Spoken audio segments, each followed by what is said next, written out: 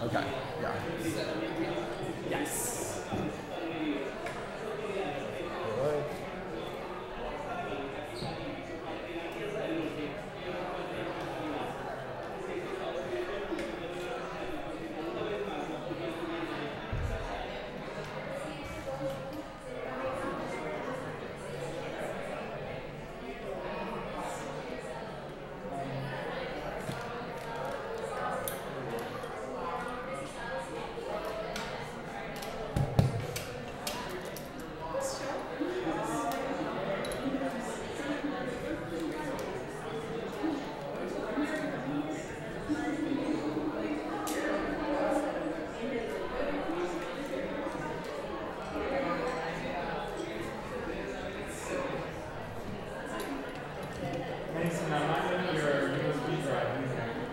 What? I'm not getting your USB drive.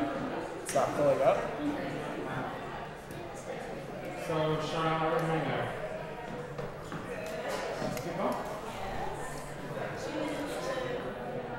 So, I think we can open the house at 7. And just start having people sit wherever. And did you get the list of the people that were reserved? The names?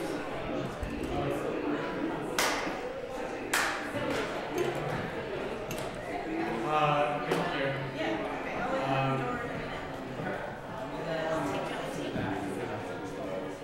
Yeah, for sure.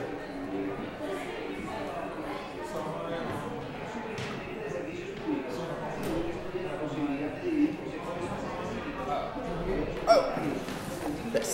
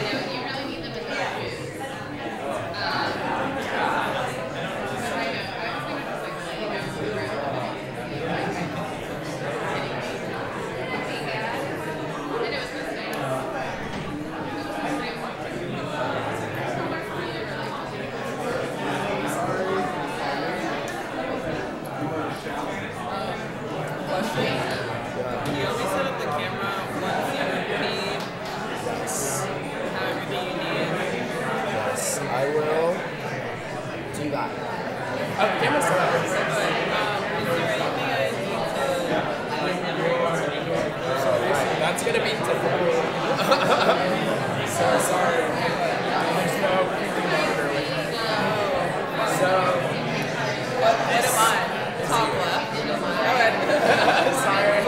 We weren't able to get the... Oh, so it's all... So it's 24 to 70. Oh, sorry. So camera to... It's just about... It's good.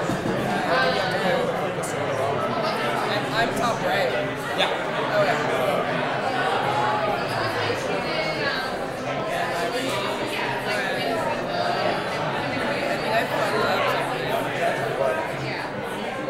How come I can't see the focus though? Oh. The focus is totally fine. Like this is you right now. Did I fucking... I guess it's live, it doesn't...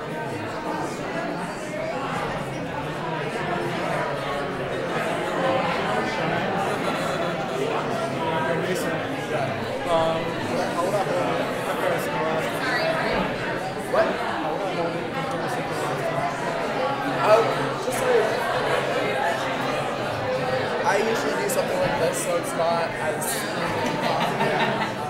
Yeah. You know what I mean? So it doesn't... You're not like... Okay. Yeah, I'm gonna do that.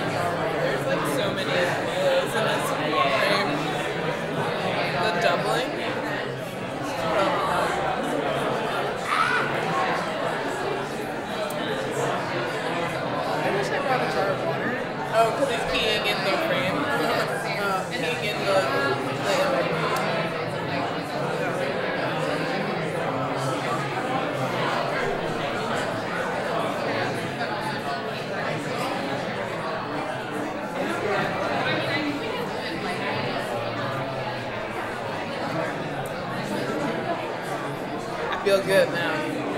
I got some hummus. That shit's so good. What kind of hummus? I don't know. It was like a Whole Foods brand, but it was like thicky and like perfect. Okay.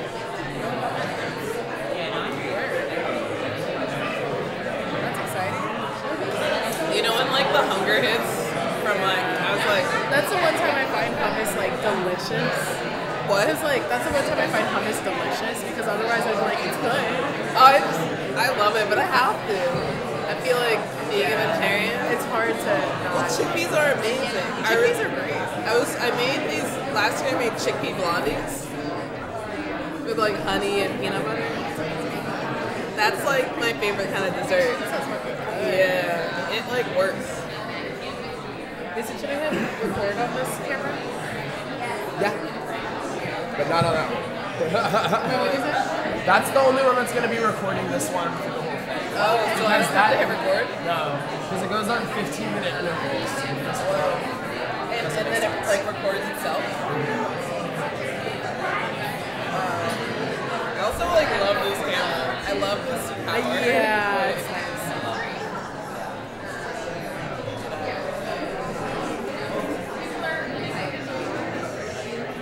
Okay.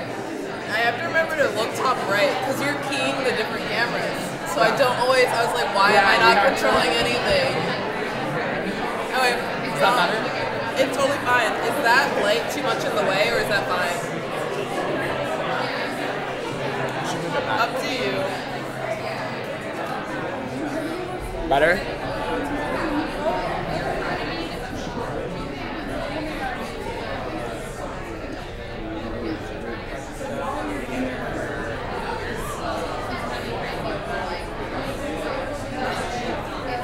I love Mason.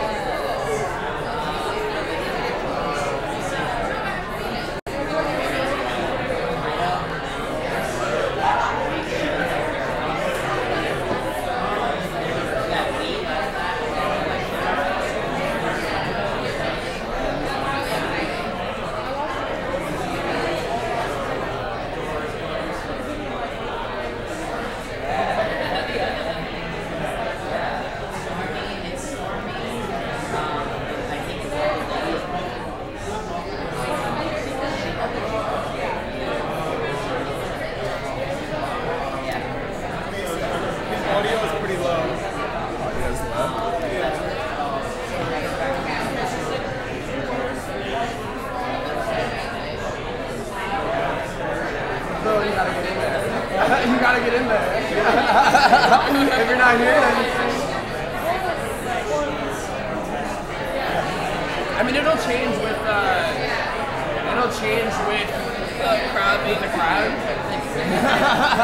But yeah, if you're not hearing anything, you know, yeah. Okay. Alright, we're good. Just making sure. Because I think you were like, the goal for you is to be like kind of included in the shot in a way. So like right in your face? No, I mean like within reason. But you know what I mean? Yeah. You know what I mean?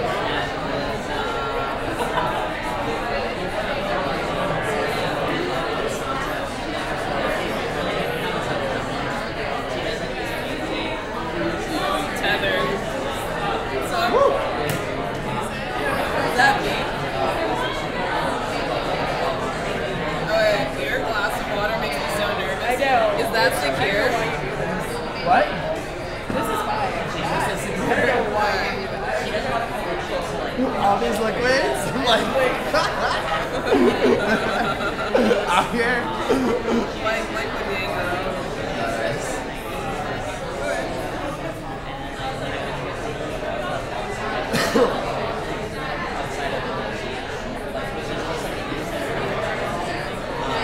Should I move that middle leg back?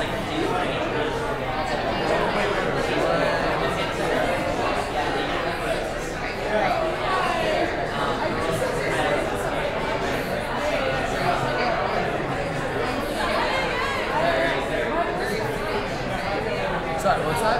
Should I move, if I zoom out, like that? I think I'm fine. Good, we're live. Did I give you any of the footage? I didn't give you any of the footage. No.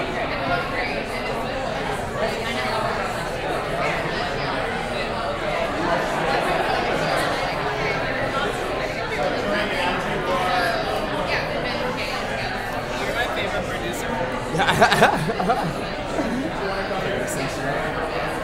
Oh my god.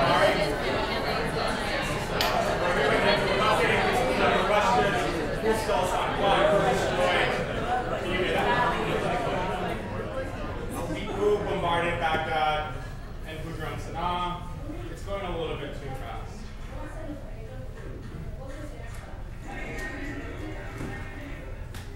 How's that? Yeah. Under the command of Major General Nelson A. Miles, during the evening of Thursday last, and can we have it a little bit below?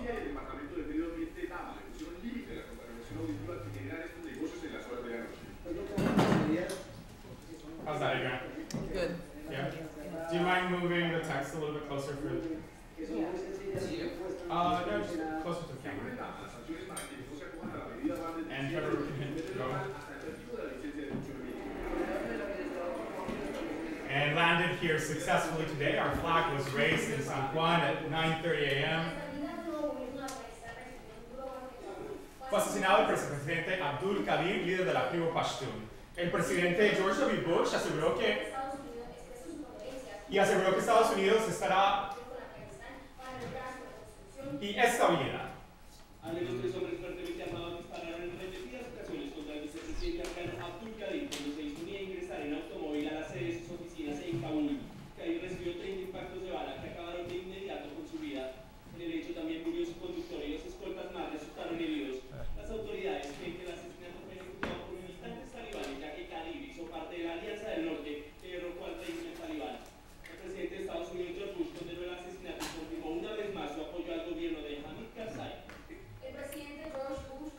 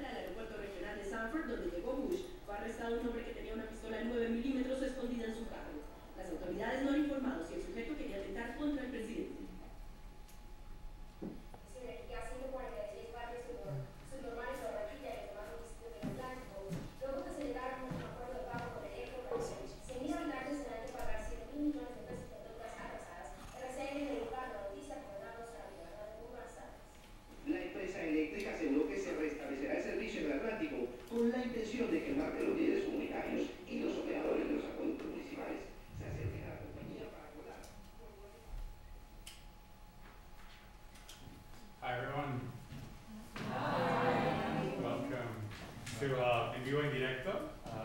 My name is Camilo, and we'll be doing some tests as we live broadcast this news variety show. And I wanted to just share, I shared, this is the second live broadcast, but in the first broadcast, I tried to say some things about where a lot of this project came to be, and I just wanted to share it again because earlier I did a little tour for Queer Art, and it was really special to just share this moment of queer history in my life. And I've been obsessed with the news since I was a teenager. My mother gifted me a video camera for my 13th birthday along with a tripod, and that became the tool that made me an artist. And I started recording the news and myself and my siblings, and around that time I had a huge crush on Anderson Cooper. And some of my first memories of coming to New York City consisted of walking to the CNN studios that were located at that time on 6th Avenue and 50th Street. And I knew that Anderson Cooper 360 was broadcast from that intersection because the backdrop to his news show was that intersection. And so I would take the bus and walk from 42nd Street and 8th Avenue to 50th and 6th, and would observe this live broadcast. And Adrienne, I'm going to show you some of these photos. So I have a photo that I took of Anderson in a live broadcast of his show. And there's this whole choreography of cameras and teleprompters. And here's another one. He's in his news desk. And I took a picture of him one day. We are going to be recording elements of his news show in Vivo y En Directo, which translates to live and direct. I'll be acting as a newscaster, news personality, and I've invited a variety of guests for us to engage on different topics related to politics, conversations about male ghost, and some political songs, and some dancing. So we'll start with a series of texts that are surrounding this gallery space. And many of you, when you enter this gallery, you notice that there are 5 clocks at the entrance, and those 5 clocks are frozen to 5 different times in political history. And so I'll be reading, and Mason, if you can give me a roll down to do this countdown, and Trevor, whenever you're ready, after Mason gives me the countdown. Let's do 10. Okay, 10.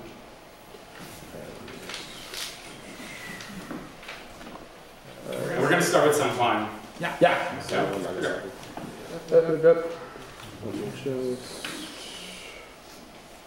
Alright. Cool. Alright.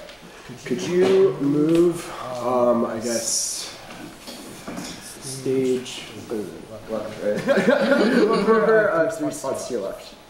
Yeah, cool. My left. Oh, wait, right. That's you, right? You're right. My left. Alright. Actually, I totally forgot to invite you all, because most of you have a phone with you.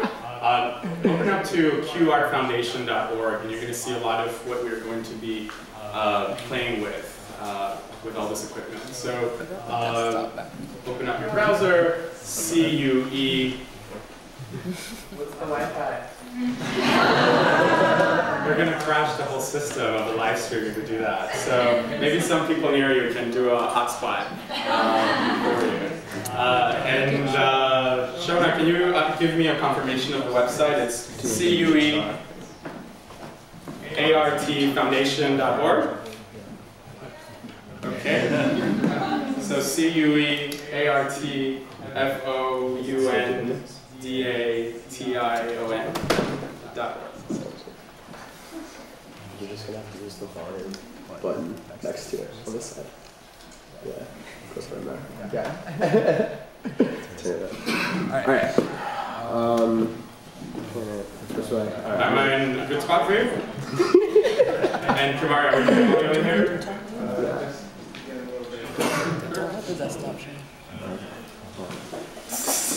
Hard to line up when you keep moving. Alright.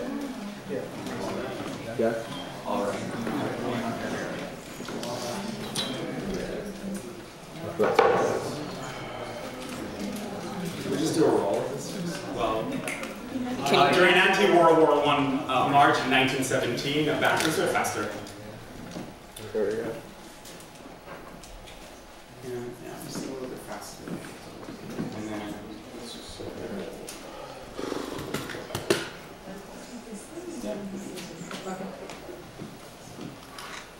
There we go. I'm ready when you're ready. So we're just getting through the audio. Take 2 just steps make sure to your that right. it stays on input 1 through the whole thing. Keep going, a Just couple start it. more. Make sure that it's making out stays right. One more. Right there. But you might probably have to change. How's the light? One more, the light's good.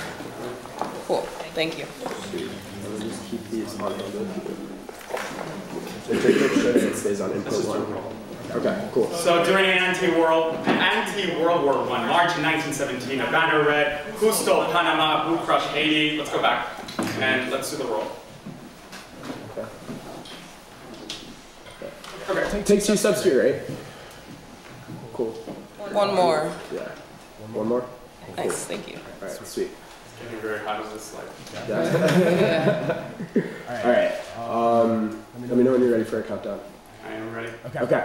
10, 9, 8, 7, 6, 5, 4, 3, 2, 1. During an anti-World War I March in 1917, a banner read, "Who stole Panama? Who crushed Haiti? We demand peace." For In Vivo y En Directo, we've updated these political questions with, "Who stole San Juan? Who destroyed Nagasaki? Who crushed Managua? Who bombed..." Let's do it again, it's going too slow. You are from the top? Yeah, from the top. And then just give me a 5 countdown. And, Susie, are you ready? Yeah. Okay. All right. 5, 4, 3, 2, 1. During an anti-World War I March in 1917, a banner read, "Who stole Panama? Who crushed Haiti? We demand peace." For Vivo y En Directo, we've updated these political questions with, "Who stole San Juan? Who destroyed Nagasaki? Who crushed Managua? Who bombarded Baghdad? Who droned Sana'a?" Washington, Wednesday, July 27, 1898. The United States military expedition under the command of General Miles left Guantanamo Bay during the... It's going way too fast. Just slow it down a little bit. And yeah, just actually, how was that recording? It's recording fine. Yeah. And yours, you're keying the clock behind me, or yeah, behind you. Too? Okay. Okay. So let's just start there on Washington. Ready? Okay. Let me just restart. All right. Give me 5, 4, 3, 2, 1. Washington, Wednesday, July 27, 1898. The United States military expedition under the command of General Miles left Guantanamo Bay during the evening of Thursday last and landed here successfully today. Our flag was raised in San Juan, Puerto Rico at 9:30 a.m. The Army of Invasion, which the War Department sent, numbered approximately 20,000 men. Guam, Thursday, August 9, 1945, General Carl A. Spaatz announced today that a second atomic bomb had been dropped, this time on the city of Nagasaki, and the crew members reported, quote, "good results." The second use of the new and terrifying secret weapon, which 3 days ago wiped out more than 60% of the city of Hiroshima, and according to the Japanese radio, killed nearly every resident of that town, occurred at noon today, Japanese time. Managua, Saturday, October 17, 1987. Nicaraguan rebels, backed by the United States, started a series of attacks yesterday at 7 a.m. intended to show that the country will not achieve peace until their demands are met.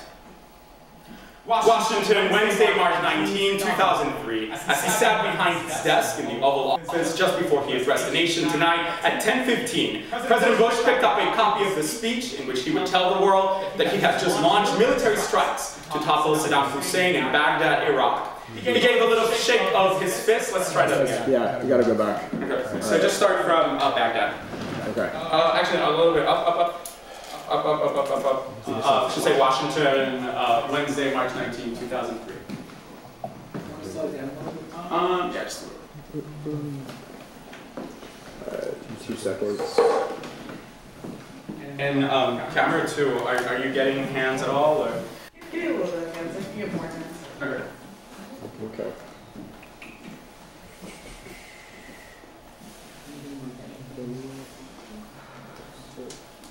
All right. Here we go. Let's just line up the shot really quick. All right. Washington, Wednesday, March 19, 2003, blah, blah, blah. Let's just pause it there and just wait for Mason to.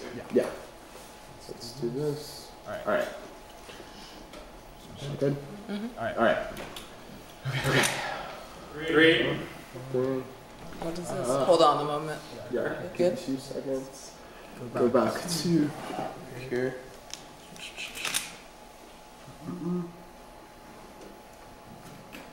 There we go.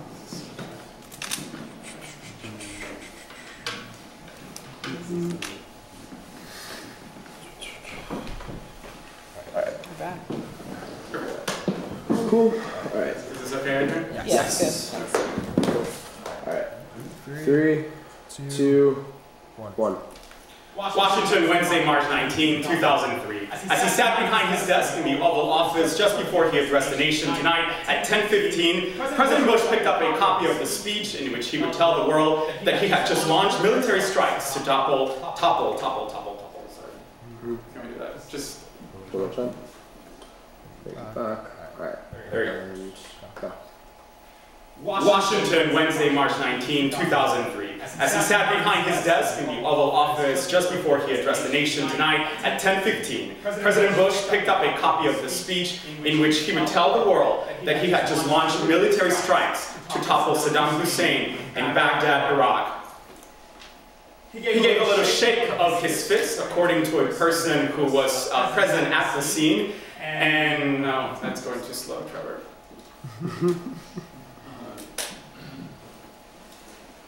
Just a bit faster. That's all. And then let's go to Manawa. All right. Ready, 3. Washington, Wednesday, March 19, 2003. As he sat behind his desk in the Oval Office just before he addressed the nation tonight at 10:15, President Bush picked up a copy of the speech in which he would tell the world that he had just launched military strikes to topple Saddam Hussein in Baghdad, Iraq. He gave a little shake of his fist, according to a person who saw the scene on a television monitor, turned to someone in the room and said, quote, "Feel good."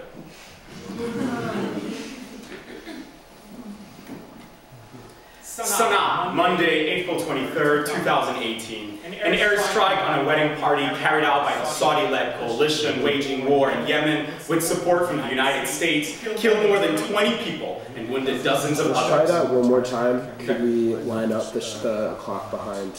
Can we have you do 2 steps to your left? So this one. Cool. One more. One big one. Another big one. There we go. Nice. We're good? Yeah. Yeah. Cool. How's the live stream on your phone? Is it working out? There we go. All right. Cool. Don't be afraid to go in a little bit for a mid shot, like a proper newscast. Yeah.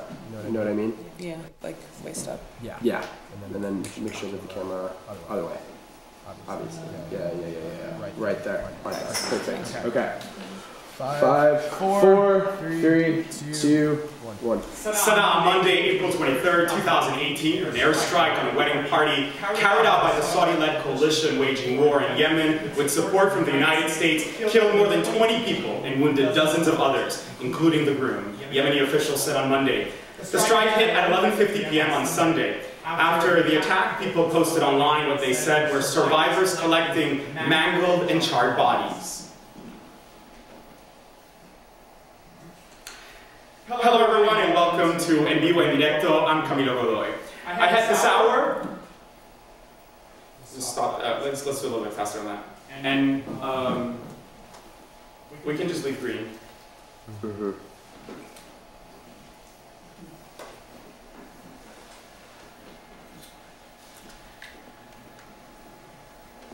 Hello everybody and welcome to En Vivo y En Directo. I'm Camilo Godoy. Ahead this hour, voting is set to begin at the UK Parliament on a host of Brexit alternatives. Teresa's going crazy with them. Okay.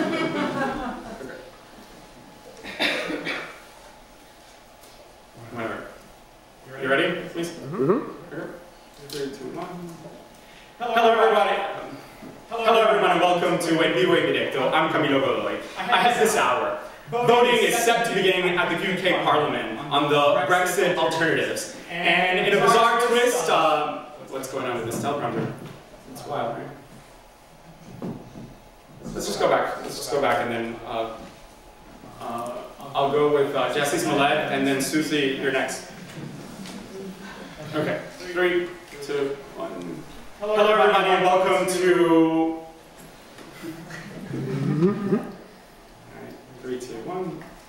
Hello, everyone, and welcome to Vivo y En Directo. I'm Camilo Godoy. Ahead this hour, voting is set to begin at the UK Parliament on Brexit alternatives. And in a bizarre twist, Jessie Smollett's cases are dropped. Today, we have various guests. We start with Susie Day, who will be reading some political issues. We'll also be dancing with Patricia Hoffbauer and having a conversation with Tania Bruguera and closing today's show with music by, not by, let's do that again.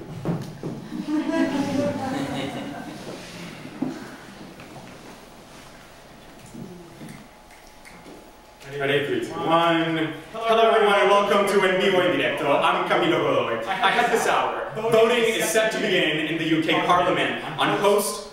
Why do I keep saying host? Okay. 3, 2, 1. Hello, everyone, and welcome to Vivo y En Directo. I'm Camilo Godoy. Ahead this hour, voting is set to begin at the UK Parliament on Brexit alternatives. Let's do that one more time and we'll call it.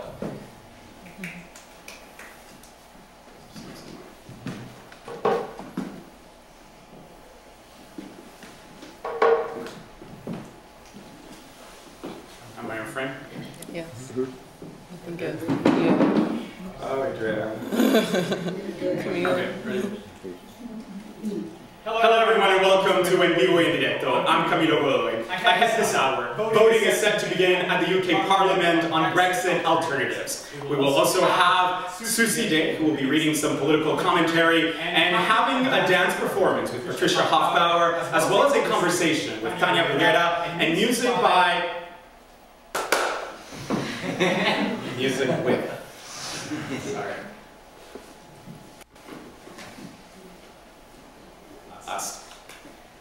Hello, everyone, and welcome to Vivo y En Directo. I'm Camilo Godoy. Ahead this hour, voting is set to begin at the UK Parliament on Brexit alternatives. We will also have a Susie Day. A Susie Day. Okay.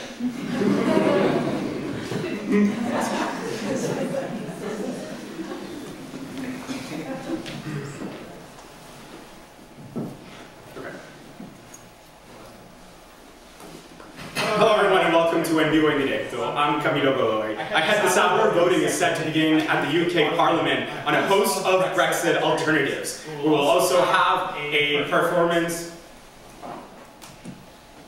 Can we just end this for a second?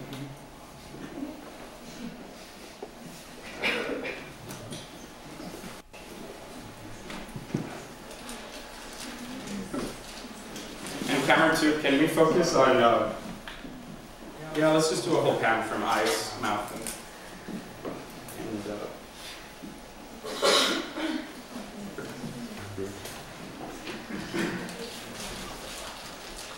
Hello, everyone, and welcome to Vivo y En Directo. I'm Camilo Godoy. You're watching Vivo y En Directo.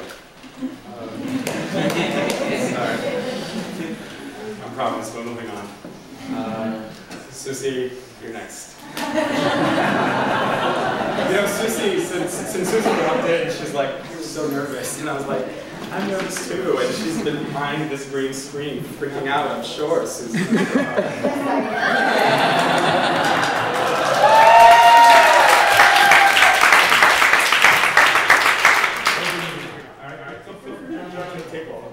Join this, we'll move the table, but we'll call it. Okay, I promise, Mason. Trevor, Kimari, You got Morgan, this. Adrienne.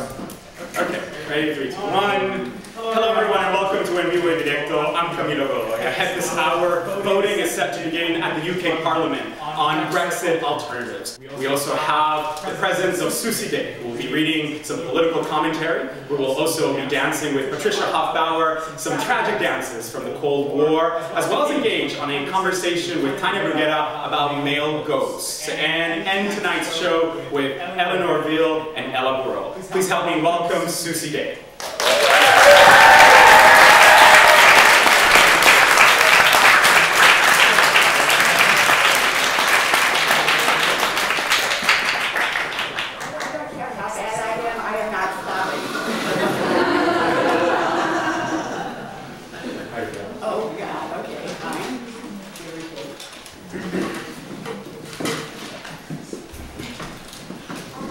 This is something I wrote a while ago. It's got a really obnoxious, repulsive premise to it, but it's decorated with actual facts. And this is all the news that's fit to fake. The Trump administration just received some good news for its proposed 2,000-mile border wall, which would bar thousands of Latin Americans from entering the United States. According to top American anthropologists and Immigration and Customs Enforcement, only United States citizens, unique among any other people on planet Earth, possess qualities identifying them as human beings. This breakthrough scientific discovery arguably confirms President Trump's declaration of a national emergency, necessitating his $8.6 billion border wall.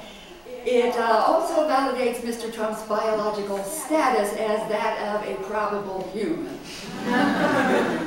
Homeland Security Secretary Kirstjen Nielsen was jubilant at this announcement. "I feel so clean, so human," she exclaimed. This totally vindicates our president for calling Latin immigrants rapists, terrorists, murderers, whatever. Secretary Nielsen also said that the U.S. is on track to apprehend some 900,000 people along its southern border this year, nearing levels not seen since 2006. Ms. Nielsen, who currently faces an FBI investigation for denying to Congress the existence of Trump's policy separating immigrant families, added, "Frankly, there's something subpar about the kids of these so-called people invading our democracy. So noisy, so dirty, and so ungrateful for those shiny new NASA space blankets. Hurtful."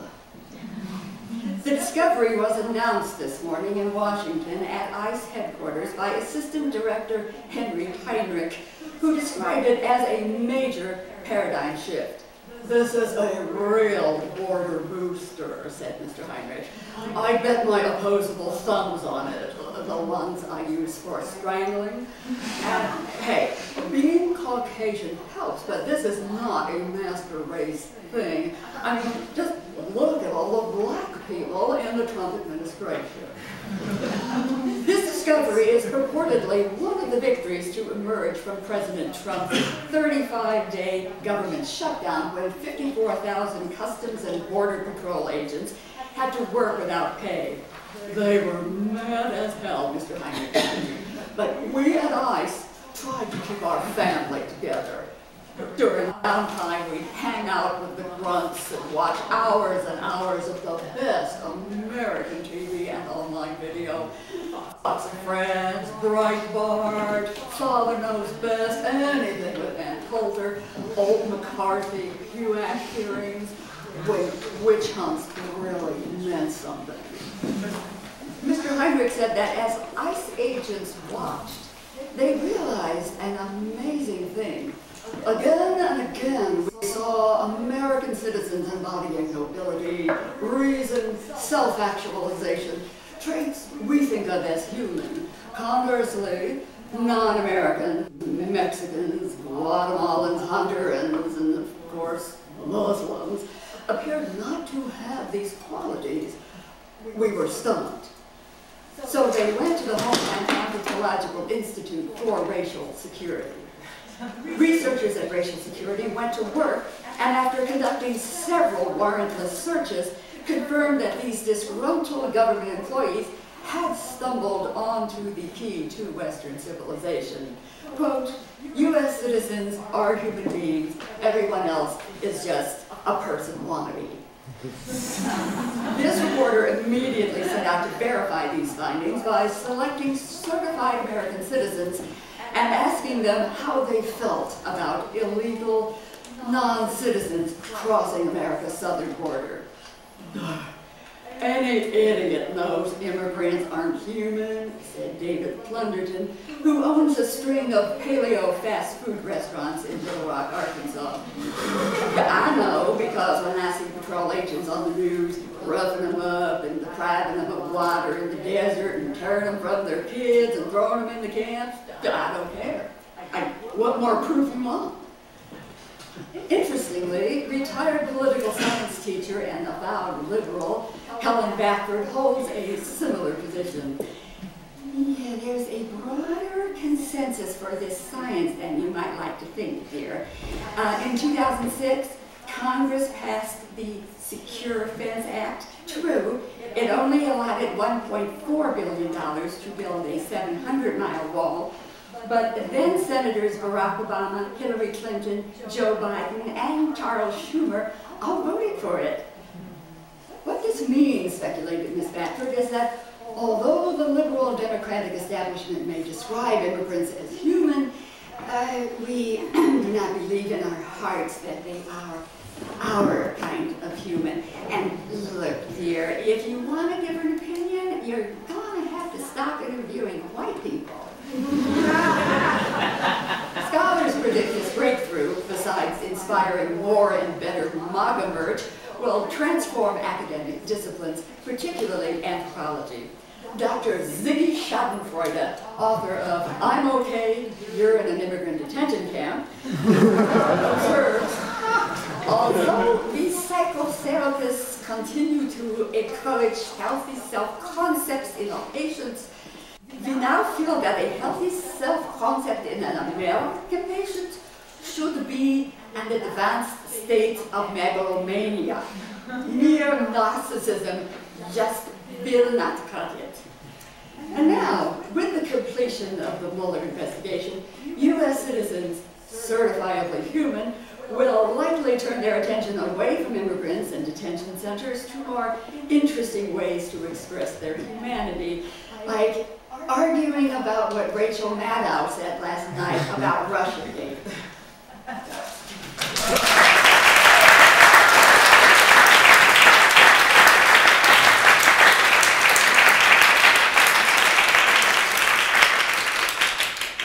So I welcome all of you to grab a drink. We're going to take a 5-minute break while we rearrange the setup. For our friends who are in the hallway, just you can slowly stand up so there's an open exit and get some fresh air. And Patricia Hoffbauer and I will be out shortly. Okay, thank you.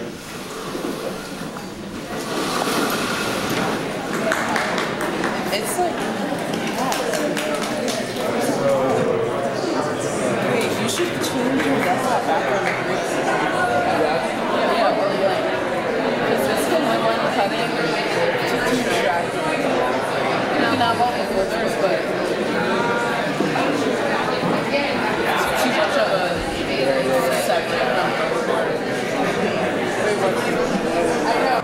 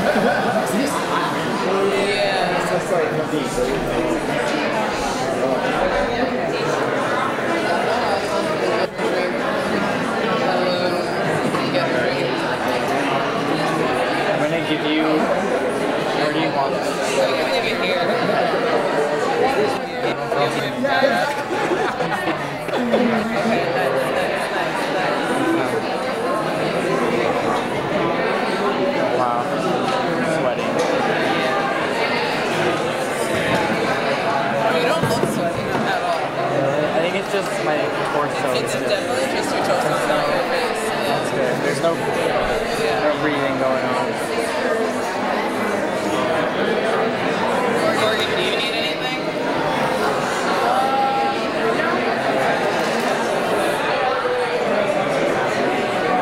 This is so good. Morgan took off my sweatshirt. I know, me too. I was like,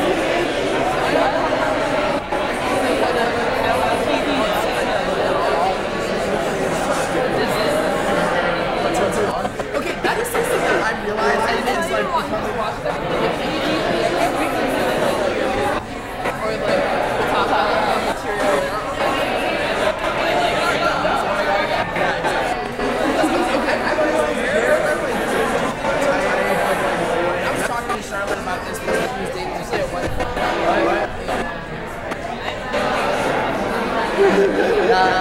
But there's like that. So, Mason, do you have the footage that we yeah, you have it. Let's play with it. One thing that's important is let's try. Yeah.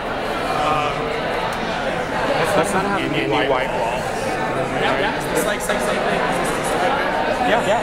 But you see, for example, I don't know what camera that is. Oh, it's this. Well, this is the so this is. Okay, wait. Let's just do one.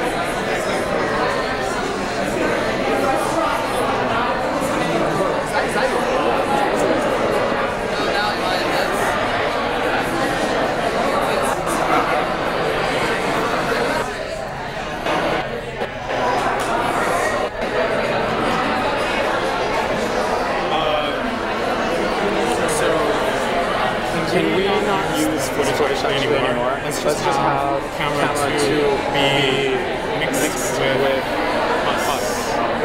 Okay. And do you mind if we can make this horizontal line completely even frame?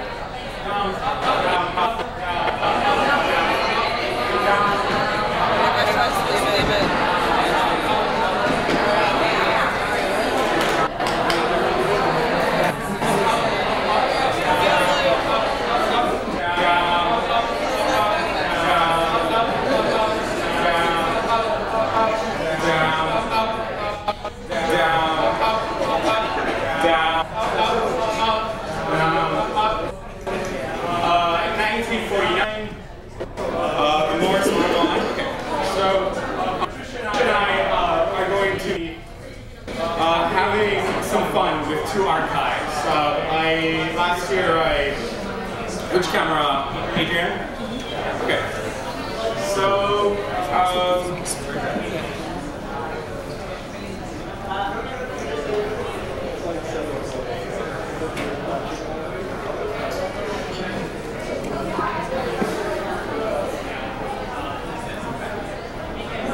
could we not cut the monitor behind?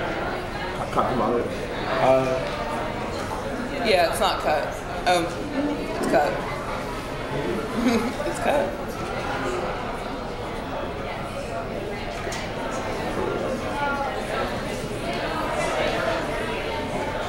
One up, one up, down. Okay. Down, up. It's like the easiest thing. Okay. So, showdown. Oh, but we have the monitor back there. Okay.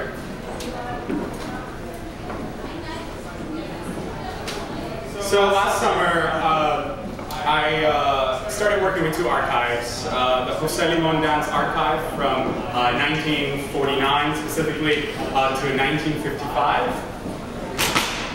And the CIA archive from 1954 to 1957. And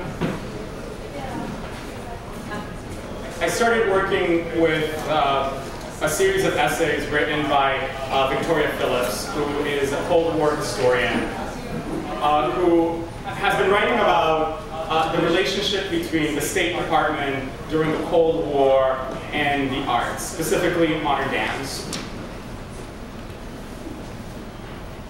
There's been scholarship written about funding that museums such as the Museum of Modern Art and the Whitney Museum received during the Cold War to sponsor abstract expressionist exhibitions to promote the freedom of expression and the freedom of speech that was so celebrated in the United States during the Cold War. And within the realm of modern dance, I became concerned with this relationship between the State Department and modern dancers in 1954. In 1954, the President of the United States, President Dwight D. Eisenhower, who had been a four-star general in World War II. He was one of the generals in charge of D-Day. And in 1952, he becomes the President of the United States. His Vice President is Richard Nixon, who had been a politician in the state of California. And together, they will lead the United States post-World War II. And the big concern will be communism and the relationship between a market economy and capitalism and the so-called atheist communist Soviet Union. And in 1954, funding from the State Department gets allocated to sponsor 3 choreographers.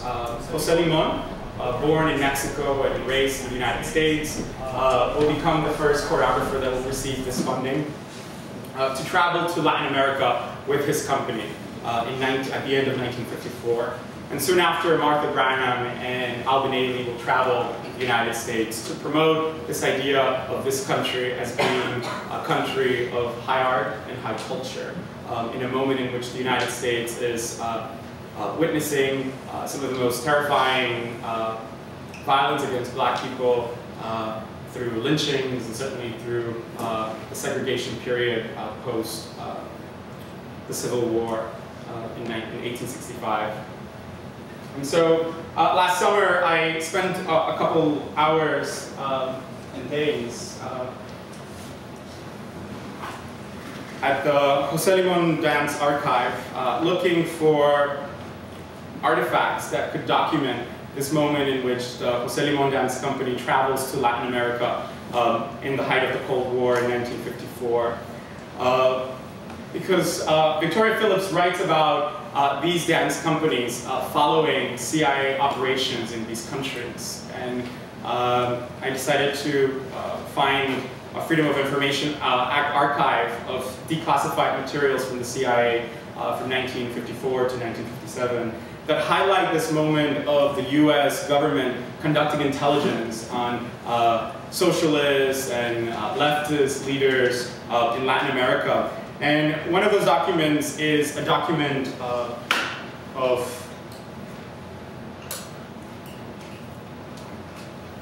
petroleum worker leaders. And each country in Latin America will be broken down into the name of the country, the name. In camera 2, are you seeing any of this? The name of the country, the name of the labor union,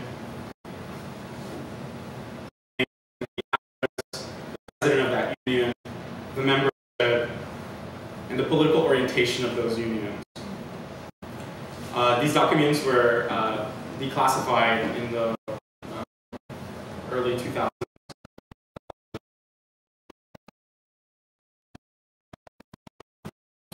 Venezuela.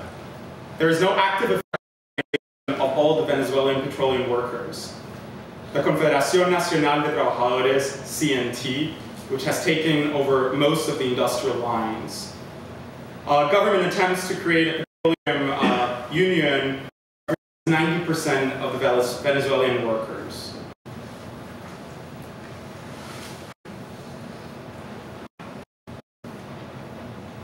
The influence of extremists on the labor side, both among local leaders and among the OWTU's advisors from the United Kingdom, has been reported. And there's existing Yankeephobia. The word Yankeephobia is repeated a couple times. And my friend Patricia and mentor Patricia Hoffbauer, we go way back through very interesting, intense pedagogic moment, right? I'm just doing this because it has nothing to do with modern dance. Right. It's just a kind of getting ready to do something that I never do because I wasn't trained in modern dance. And neither was I. I don't know what I was trained, but I'm from Latin America. That's why he invited me. We speak the same language. No, we don't. Body language, right. So I was just warming up because we were talking about the triplets earlier. Right, because, so did you say something about José Limón? So I said that José Limón was born in Mexico, that he moved to the US, I believe at the age of 7, and he studies visual art in the West Coast, and then moves to New York right before the Great Depression, and says that he is born again when he witnesses a dance, and becomes friends with Doris Humphrey, and which was all like, I can't really do that because I wasn't trained on it, but I mean, it's a fall and recovery, but much more. We'll try to. About the connection between Limon and Graham. Have you ever heard of Graham? As in Martha. So, the truth, right? yeah. So before, I think it's appropriate for us to start the triplet, and then we'll dig into some Limon technique to fall. Oh, okay, okay. So I don't have to show. We won't talk about falling now. We'll talk about falling. Well, we're talking about falling now, Patricia. But I think let's just do the triplet. Okay. Let's do the triplet because the triplet, you have taught it to me to be this moment of dance history where things get broken down. Well, I think it goes from ballet, and I don't know ballet either, but the walls, right? And the triplet is sort of like the hips are under the shoulders and it's very square. And you can clap. Maybe they can clap. Okay, so 1, 2, 3, 1, 2, 3.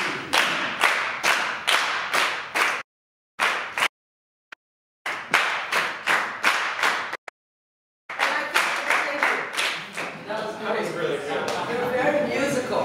But I was going to say that Limon had this more like loose torso. Graham had more, or Cunningham.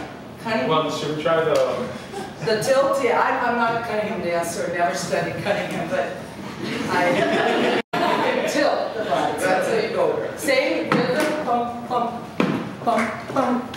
follow me right? Up, up, up. And I'm doing it.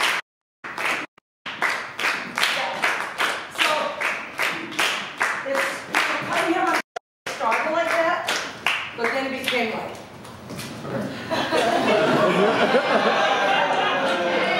I'm sorry. It's Camilo show. Anyway, so that's the triplet. Can we just do another, just without music, just to see it, without voice? Without them. Yeah, playing. without clapping, without voice. Let's just do the triplet. So do you want to come towards me? I want to see you first, and then. Okay. All right. So.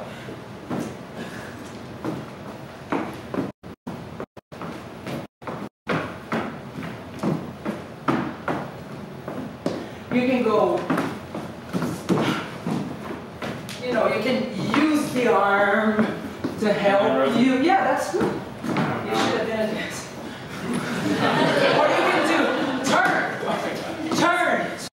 Okay, let's try that. Let's do this. Let's try. So you start with the right, down, turn, left, turn. But then there's the cameras. Okay. In dance studios, we don't have cameras. But you know what's fascinating is that in a lot of modern bands during the 50s will be recorded because it will be televised. So, for example, Merce Cunningham will have a whole production. Germany, certainly Jose Limon will be performing for a bunch of cameras in Canada in 1955. And the Morse Pavane, which is the story of Othello by Shakespeare, and all that drama,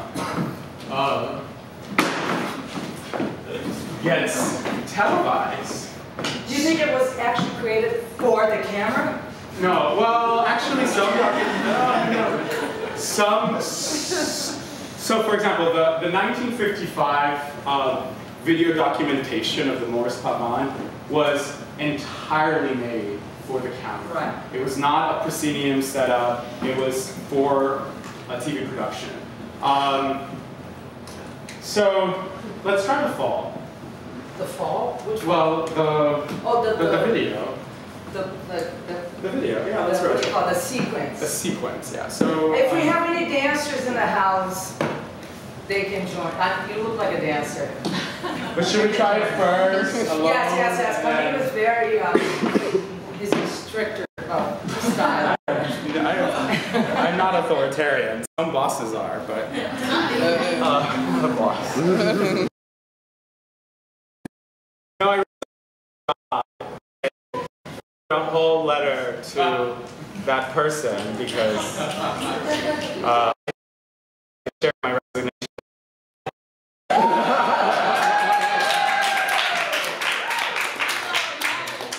It was the first resignation letter I wrote, and I had to call a lot of mentors and a lot of colleagues, and it worked. No,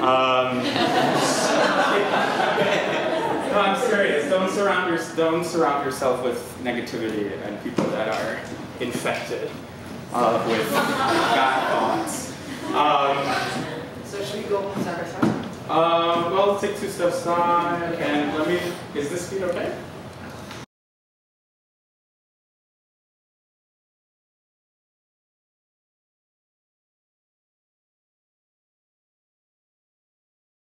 Good, that's okay. good. That's no, good. actually, let's do the slower. Do you want to talk a little bit about that fall or the collapse? I was going to say that this gravitational pull of modern dance, I mean, it's not just a drop, it's a drop and a return. It's just a characteristic of Doris Humphrey. And like I said, I can't quite do it because I didn't train. You know, when I dance with this before Rainer, and this thing where there's a piece I do where I fall on the floor.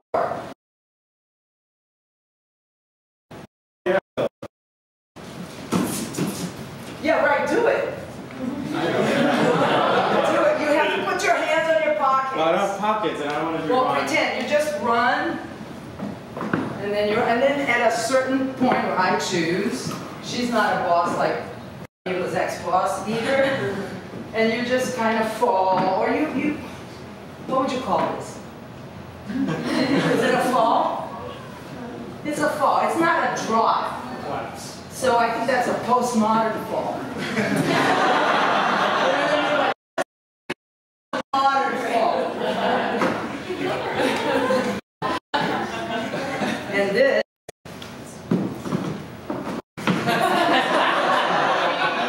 I mean, how would you characterize it? Where's David? Left, right? Maybe he's in the bathroom. No, I saw his he's scarf. hiding. Yeah, He was going to do the Miguel. So we're going to do a fall that this is more a modernist, well not modern, modern. And then it's going to break there. Okay. Okay. Which monitor Oh, do you... I'm going to follow this one. Okay, I'll follow it. This is really slow motion, like Marina. I'm not saying I like Marina, I'm just saying it's a durational.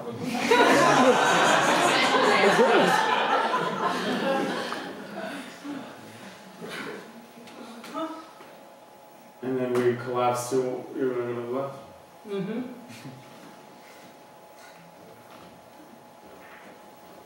And so this is done with the fall and recovery of Doris Humphrey and Josénimo. This would be done in a second, but because we couldn't learn it, we had to slow it down. And you can't see what I'm seeing.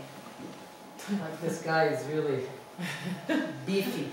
Like a lot of muscles. I'm just... And rotate to left leg comes out? No, right arm. And you pull through your left, plie, and then your arms comes back. Wow. And then you, again, you're always in opposition. Here. And as you fall off your balance, you keep your body parallel. And then you're going to go to downstage. Do I push my left? Yeah. Right foot forward. Mm-hmm. And what are we looking at? You look at the diagonal. Modern dance, you always look at a diagonal. Shift, right? I mean, you pretend you're looking at some body, something. Then you go down. You go right down with your right arm. And you do the pretzel. I don't know, maybe there were no pretzels. And then you're going to go upstage where he is, and you're going to stretch your left leg. And this is something, I don't know what's... What did you call it the last time we saw it? It was like the... This is like a jazz stretch or something. I mean, they're all fusion forms in a way. And then you come back here, no, and then you go this way, I think. No, yeah, you go this way, pretzel again, soutenu, which is a French word for something, and then you go. And that's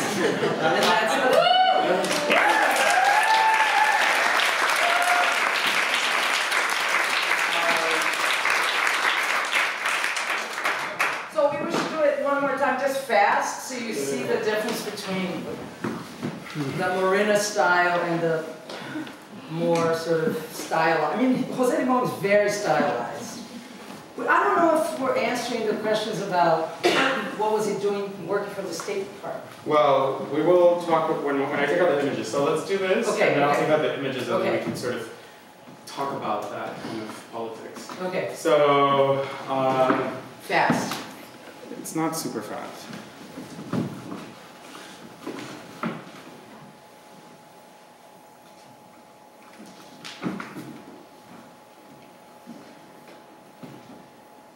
So slow.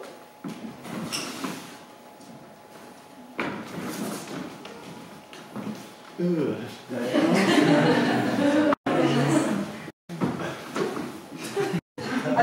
You're right. Jazz. Oh, wait. And then soutenu.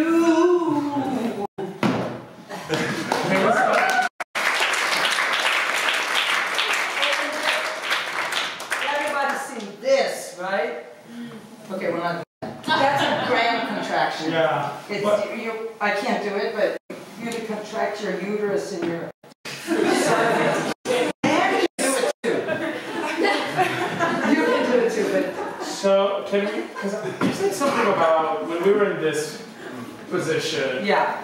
Last week, this bottom part being pushed towards the sky. What did you say? Oh, I guess we were talking about how the force between heaven and hell or something. That you're trying to really exert your body, your pelvic floor, your pubic bone off the ground. Okay. Which is not, and then you go this way, and you go this way. Oh, yeah. So, that was good. Am I released? No, let's... Well, if you want to... No. Because I want us to share the images. Yeah. Oh, yeah. Because...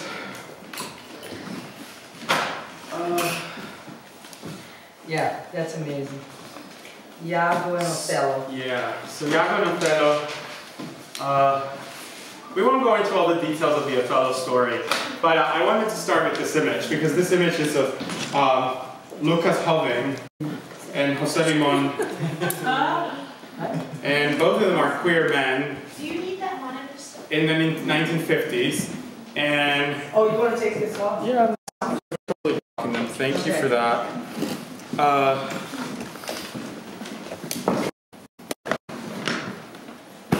That's good. So let's start with this, and let's just do 3 images. And Okay. okay. So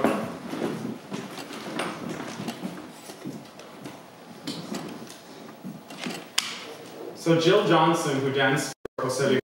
No. She was alive. Yeah, but she knew Jose Limon, really. Yeah, she danced for him. No, she took class. And then... Okay, so she was not in the company? No. Okay, but she writes about the queerness of Jose Limon. And let's do, can we do this one? That's a great one. Yeah. So, What is he doing? He's like...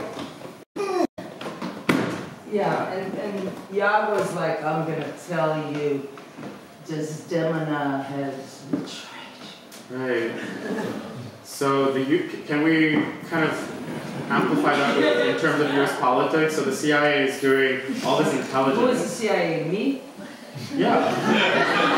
The white guy. Talking to Latin America, Limon. And what is my face doing? I think you're like, what do I do? Do I perform or do I refuse or do I protest? Okay. And I'm doing the stuff, right? 3, 2. Yeah, and I'm like, Okay, 3, 2. money in America.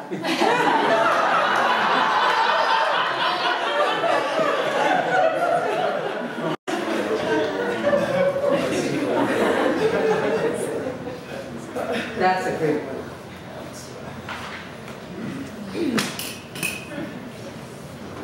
Yeah, so, oh, the woman, so now I'll play this demo. Can I play the woman? Yeah, sure. So, his arm is here. Wait. Your head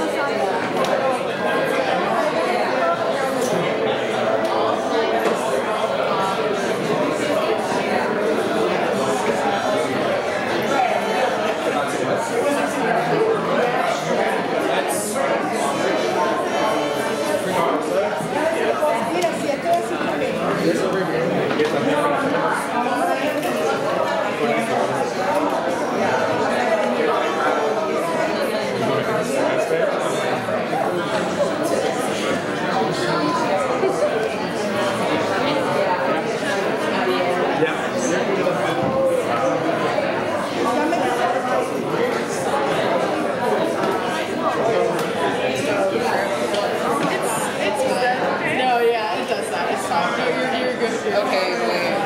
Yeah. Could you hold the screen though?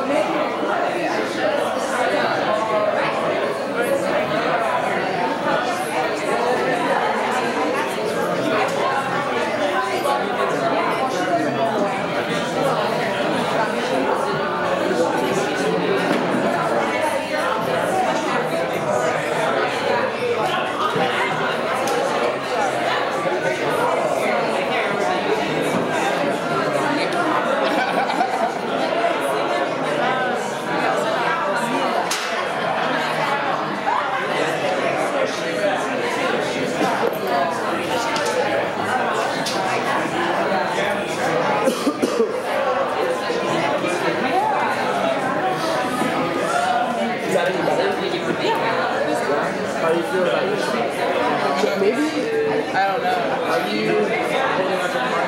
Let's do a placement shot between us. Can you put Susie though? Do you want me to do it so that you can watch? Yeah, like me. I feel like they should go further back. Tell me what's good. Alright, excellent. Yeah, push it a little further back.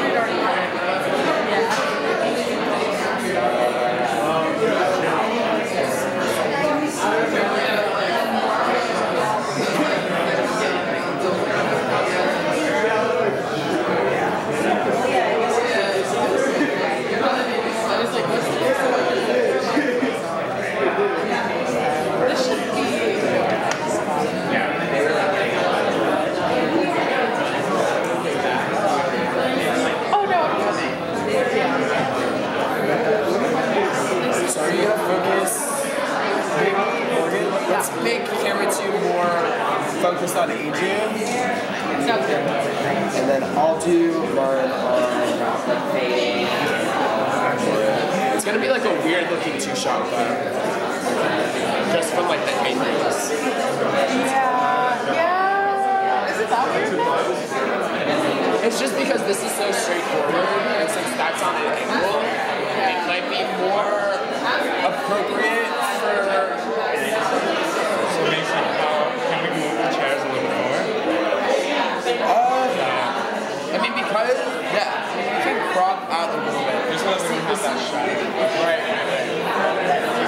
The shadow is not, I guess, for the edit, it's not too bad. Okay. For the video itself, it's not. What I'm envisioning basically is you want a two-shot this way, and this one can be over there, and this shoulder.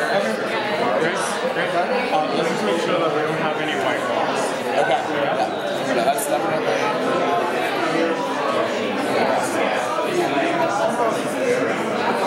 So let's keep it there. Morgan doesn't want any white wall in the shot. So that might be angling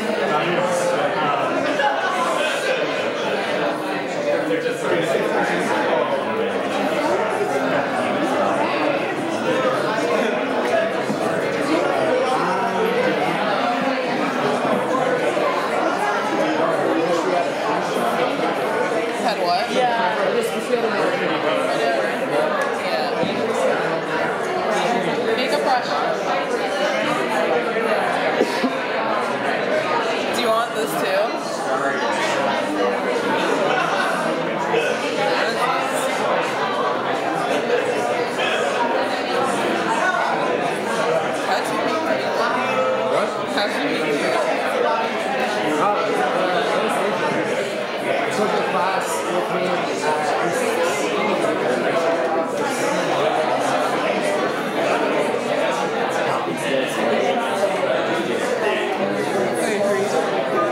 What? We were talking about how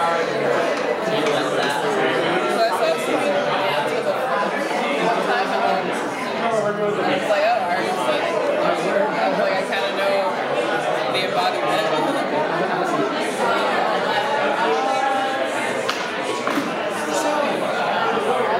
Basically, here's the thing about the shop. So,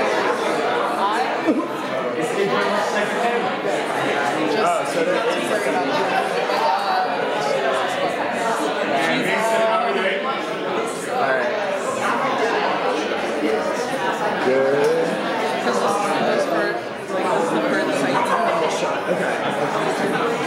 We are going to take one step. Step forward? Yeah, just one.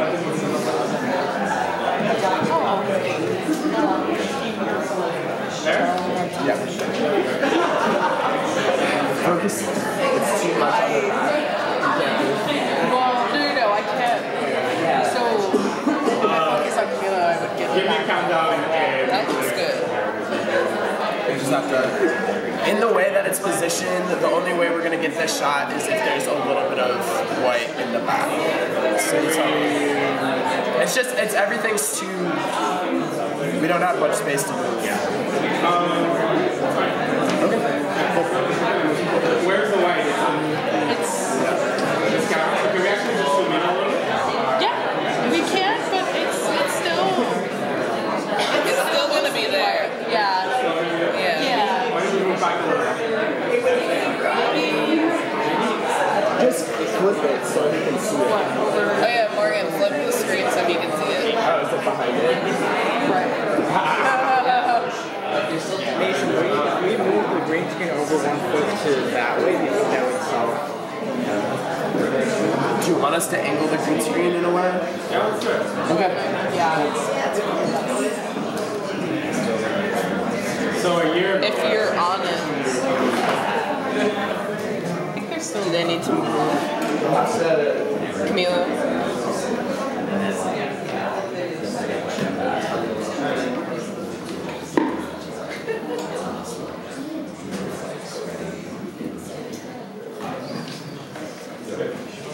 We're good. Tell me when it's good.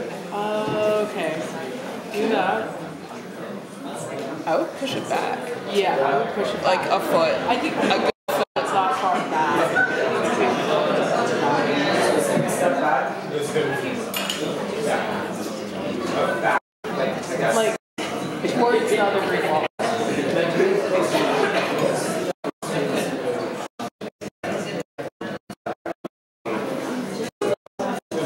Okay. And then, yeah, I would move it back like 6 inches. Keep pushing because you have room. Give yourself room. And then keep the angle if you need to. Yeah, it's just that you're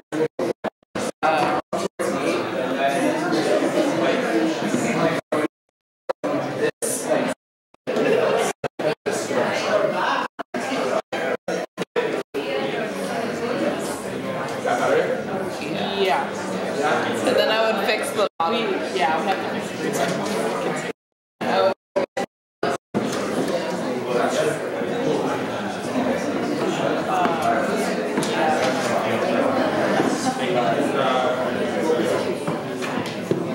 Okay, and then that should be better. well, wait, no, we still have this. Oh, yeah, talk out. Yeah. Good. Yeah.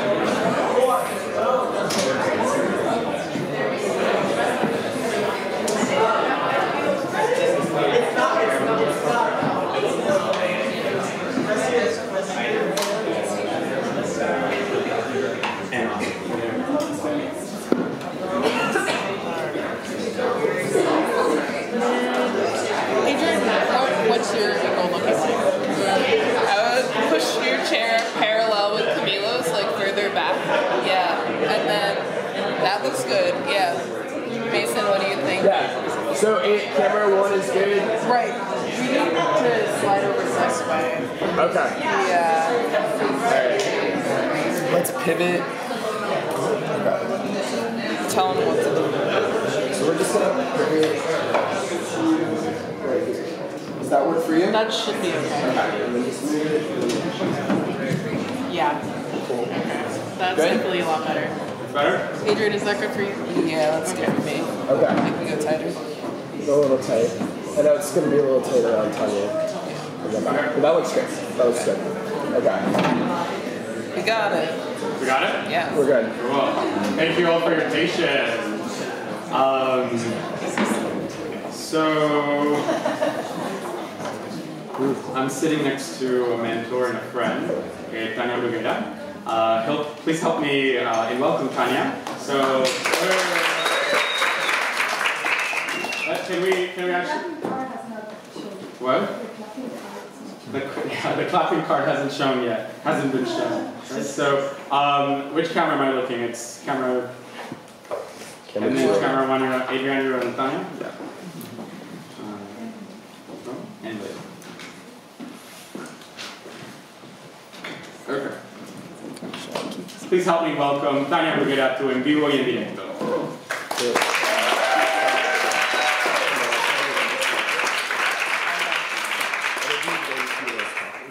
We're going to do that again. Ready? Keep it as a two-shot. No, but I can carry it. Put two of them. Please help me welcome Tania Bruguera and Leila to En Vivo y En Directo.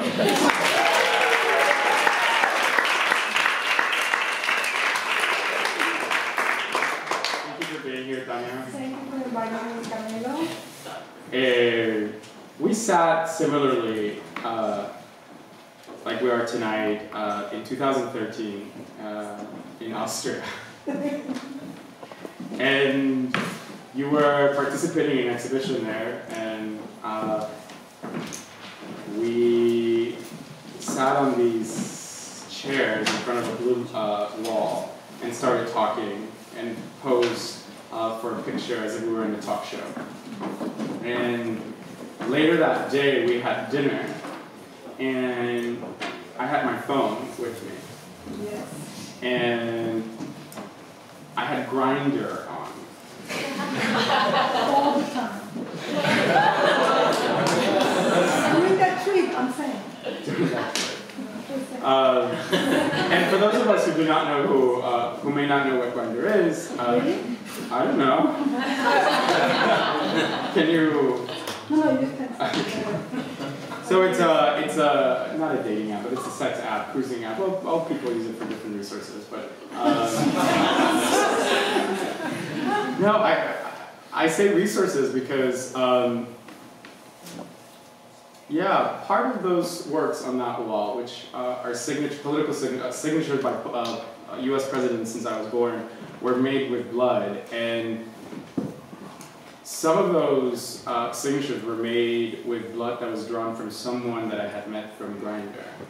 So there's a kind of culture of maybe reciprocity or community where different kinds of, not just desires are shared, but maybe the opportunity to, I don't know, get your blood drawn and meet people. But during that dinner, we were both eating some chocolate. I remember there's a photo of your hands in front of a plate with a waffle and Nutella.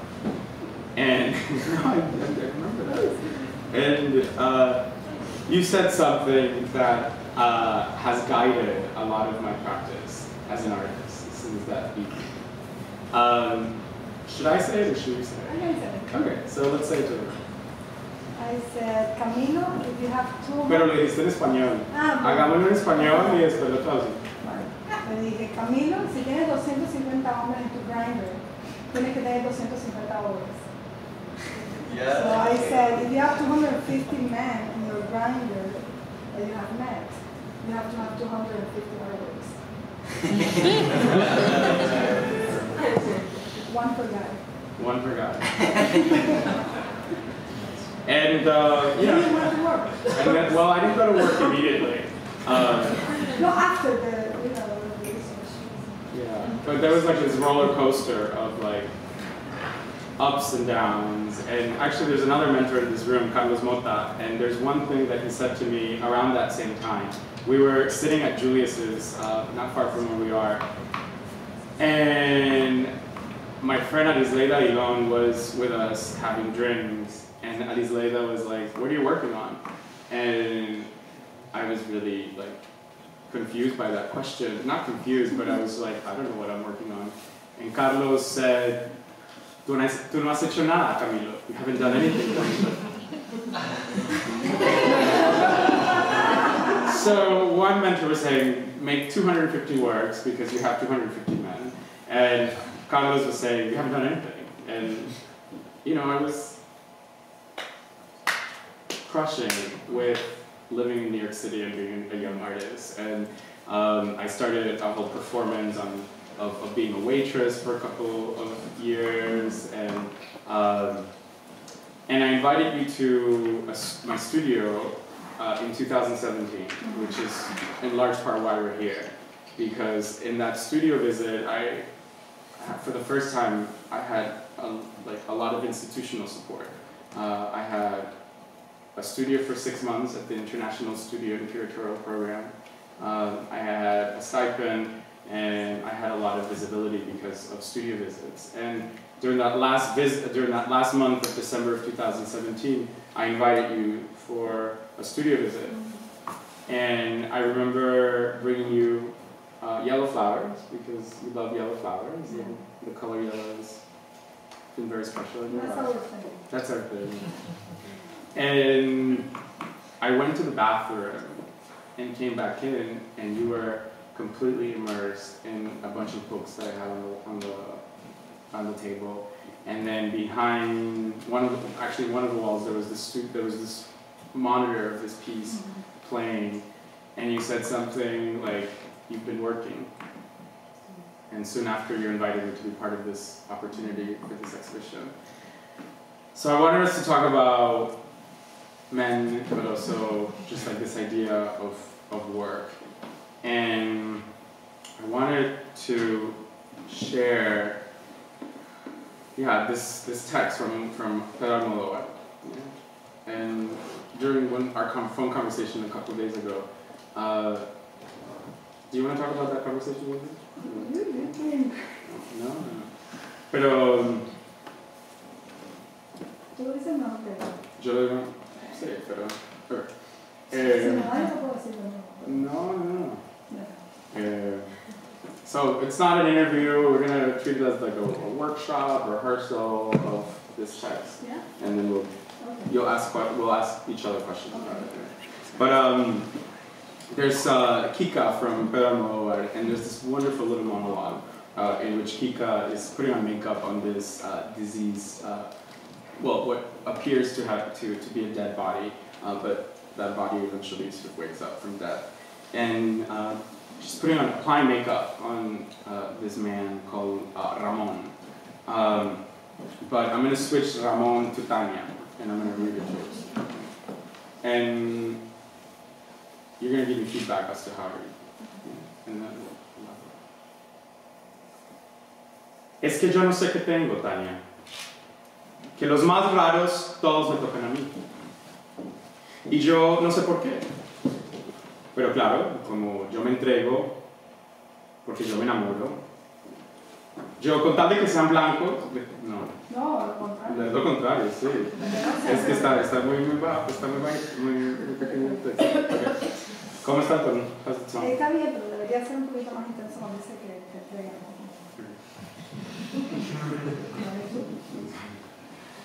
Es que yo no sé qué tengo, Tania. Que los más raros todos me tocan a mí. Y yo no sé por qué. Pero claro, como yo me entrego porque yo me enamoro, yo con tal de que no sean blancos, con tal de que tengan un cuerpo fuerte y un buen pene, yo me enamoro. Pero como no los comprendo, no los puedo ayudar. Y lo intento, pero no puedo porque no los comprendo. Try in English now to see how different it is. How you feel different.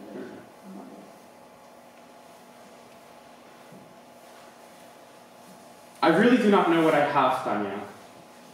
I always end up with the weirdest ones. Esa doble lugar, no? I always end up with the weirdest ones, and I do not know why. But of course, since I always give up myself fully, I fall blindly in love. For me, as long as they're not white, and have a strong body and a good penis, I fall in love. But then, since I do not understand them, I can't help them. And I really try, but I can't help them because I do not understand them. I think in English is better. It's better? But we're totally changing Kika. She never spoke English. But you do it better in English. You have better sex in English. That's a very important question. Because I remember the first time that I had sex in Spanish. And it was a foreign language to me. Because I was having sex with this man from Spain. And that accent is horrible. Sorry for the Spanish. You know what he was saying? And it was like totally foreign. I was just like, what is going on? He said, que rico. Que rico. Que rico. Que rico. Que rico. And I looked at him and I was like, what is this language? Because, you know, as a bilingual speaker and someone who has lived I've lived most of my life here in the US, all my academic language and my erotic language has been in English. So to listen to another language in that intimacy was really foreign. And that happened to me also last year in Brazil, because I started having sex with men from Brazil, and also in Portuguese was a nicer accent. Nicer accent. Music. The music. The body. The bodies. So I like that question because I think as people who speak multiple languages, we associate different moments of our life with different kinds of... I have never had sex in English, actually. You've never had sex with English? In English? No. I barely have sex anyway, so... But it's funny because I have a friend, an ex, who was saying that it was with this girl and it was the same situation, and the girl was saying, odio, odio, odio, in the moment of climax. And my friend understood hate, like odio. And it was like, oh Dios, like, oh God. You know? So it was an interesting moment. I wonder if something... No, pero era en español, porque era en Argentina, decía, oh Dios, oh Dios, oh Dios. And then my friend understood odio. Odio, I hate you. I hate. I was like, that's kind of weird. Yeah. Have you ever had hate sex? I haven't had hate sex, but I've had, well, I guess we can categorize it as racist sex. Racist sex. Or, so for example, and I shared this, for those of you who were present in the first broadcast, I talked about this a little bit. Because a couple of years ago, I was having sex with a very muscular white man in his Hell's Kitchen apartment.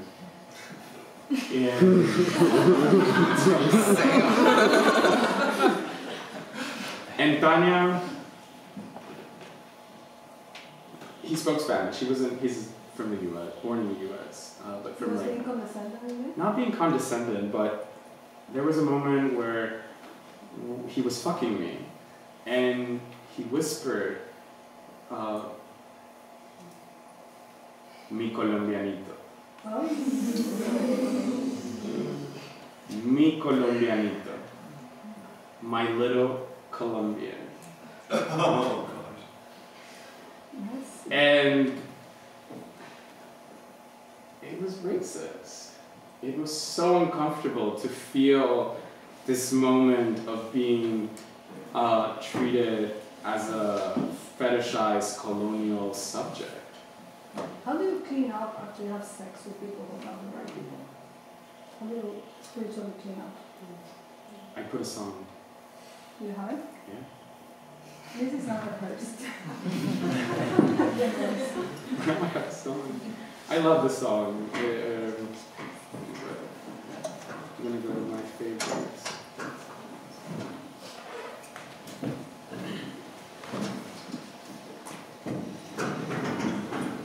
I'll definitely text my group chat of closest friends. So Jorge, Sanchez, Carlos Martiel, and Brendan Mahoney. And I'll just say like, look, this just happened. And then I'll go home and dance to it. So this does.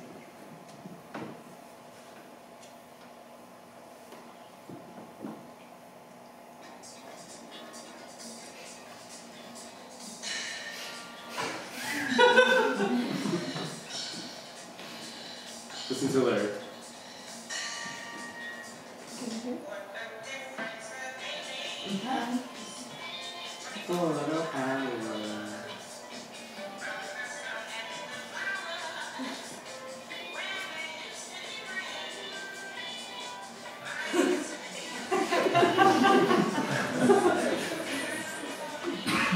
It's gonna get really good.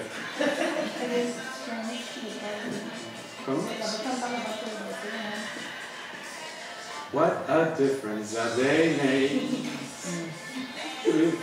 Before me. So this is Esther Phillips, and I'll put this up and just dance in my room, and that's the kind of way of detoxing. Do you have any songs that you detox with? The problem is not the song, is I have the thing where I have to hear it over and over and over and over and over and over and over. Because I don't concentrate very well, so. But I think I know your song. Yeah, but it depends. I think I know your song. I know you know it, but it depends what's happening. So when I first start working, because work is sex for me.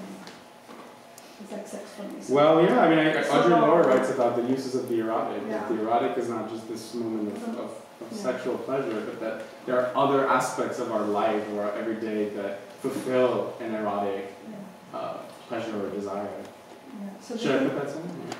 You can put it, but the thing is that it depends the mood of the day and what I have to do. If it's a text or if it's a piece. So, one thing is it has to be over and over and over.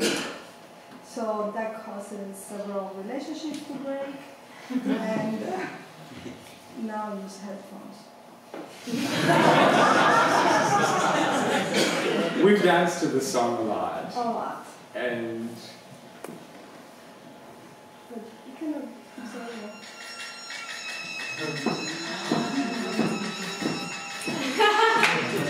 maybe we should start clapping.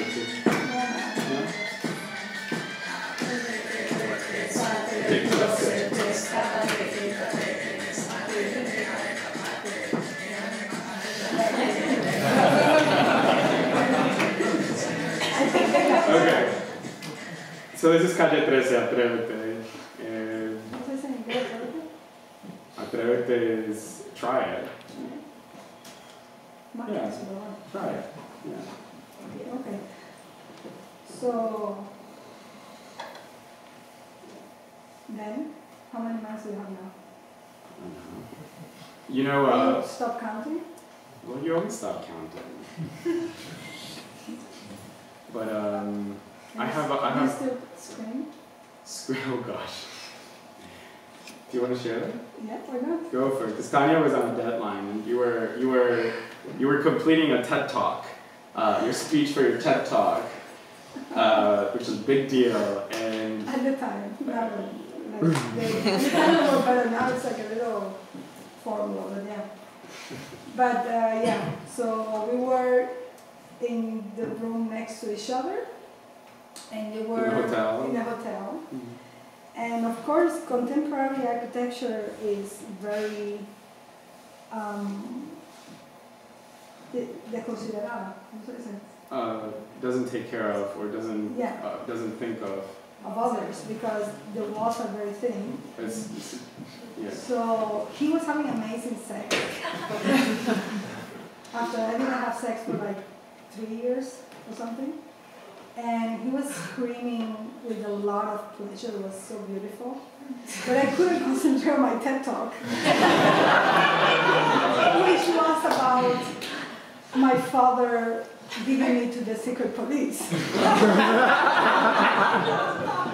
So it was a weird moment that I enjoyed. I didn't I mean, I say, Camilo, please, the next morning, can you know, a little less louder? And then he did it even louder.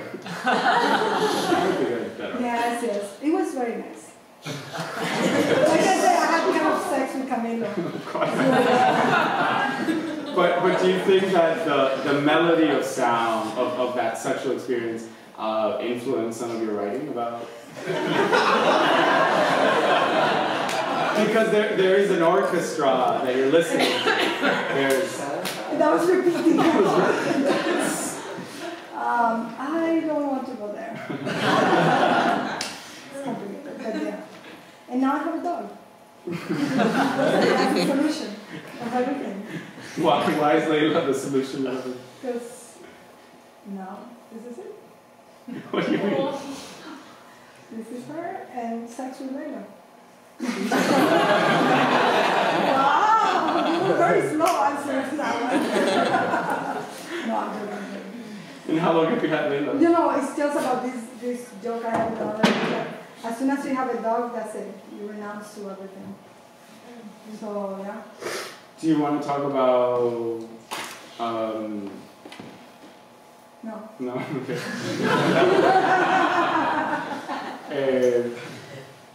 Should we open it up to people? Oh, yeah? You want to do that? Anyone have any questions for us? For Layla, too? Be You want to anything. know about sex? I think we're just, we're such a conservative period that we, we get so Do you uncomfortable. want us to talk about art?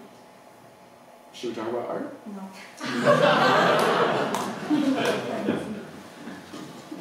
I mean, I'll let you have a question. Was sex that night in Spanish, Tanya? It was. Camilo sex. Yeah, it was. He had some words. But it was mostly screaming. He screams really nicely, I have to say. Sorry. No, I don't. Yeah. Maybe I should make a. You know, there's Like John Cage has the siren. Yeah. Maybe it should be like a whole. But that guy became a trumpist, right? Oh, yeah. So, yeah, I always love using this quote by Marlon Riggs from Tongues Untied, in which he's talking about desiring white men, and he says, I was immersed in vanilla, to talk about how he would, as a black man, as a black gay man, he was consistently desiring white men. And he, you know, that made me think a lot about my own desires. And the fact that, you know, most of my lovers have been white men. And, you know, I shared this also last performance, or, well, I didn't want to use the word performance. The last broadcast of Vivo y En Directo, I talked about this moment in White Girls by Hilton Als, in which he talks about refusing to suck white men because they have already been sucked well enough already. And you're bringing up this male in my life who was there in Austria with us, and who, yeah, because of political circumstances, became very mentally ill and started bombarding my WhatsApp with very pro-Trump white supremacist comments during the 2016 election.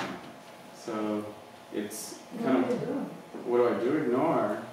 Apathy, and you know, there's a reporter from Colombia, Holman Morris, who says silence is worse than death. And that kind of energy just away. The one thing I really liked when I went to the studio is I saw a work you were doing about, I'm not discussing because the piece is not done yet, but the work you were researching about someone and how, and I realized, and forgive me if I don't want to be politically incorrect or something, but I really, one of the things that I feel most proud in a way from the community is that they are transversal in terms of power. Because we were talking about this, how can someone who is from one class can be fucking with someone that is from another class, and how through this culture there is a lot of. You want to talk about that? Well, yeah, I think what you're trying to highlight is the possibilities of queer sexuality.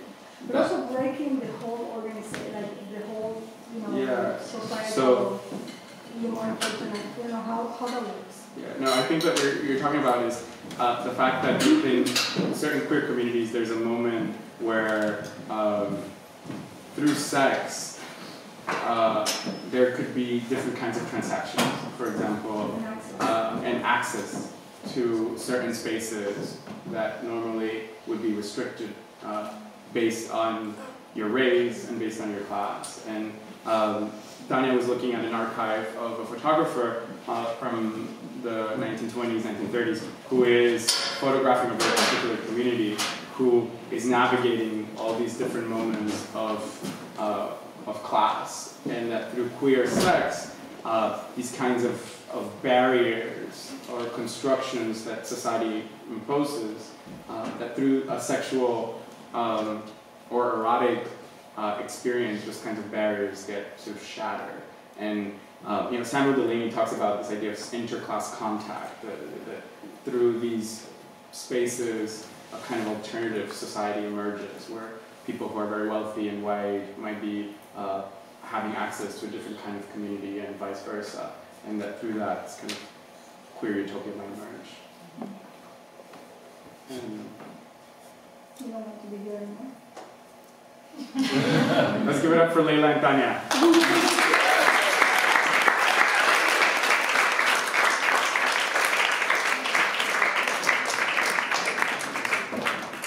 The chair stays ours.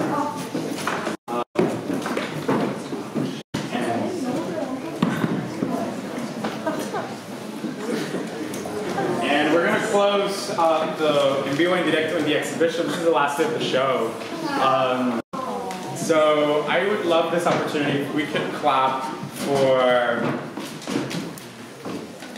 there's a lot of power in putting an exhibition together, a lot of people, and I would love if we could all clap for Shona, Lily, Beatrice, Eva.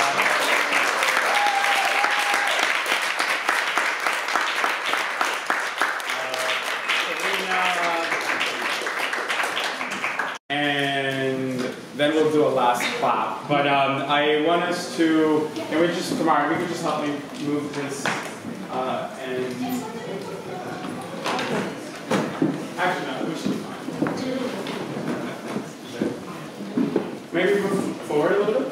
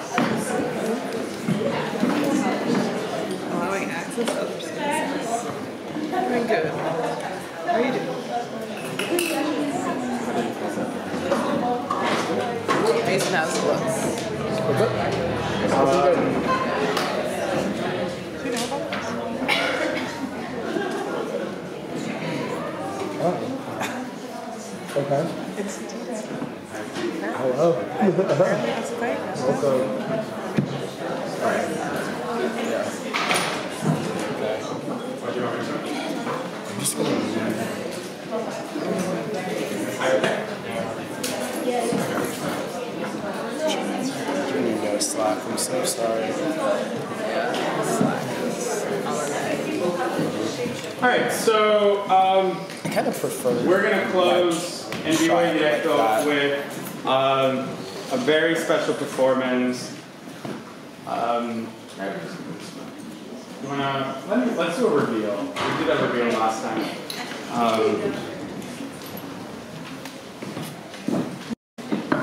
How's everyone doing? Thank thank you for being here. It's such a lovely presence. Okay. Is this counted? Yeah.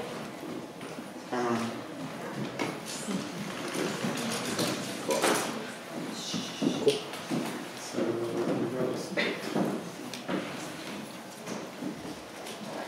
so are you ready to clap?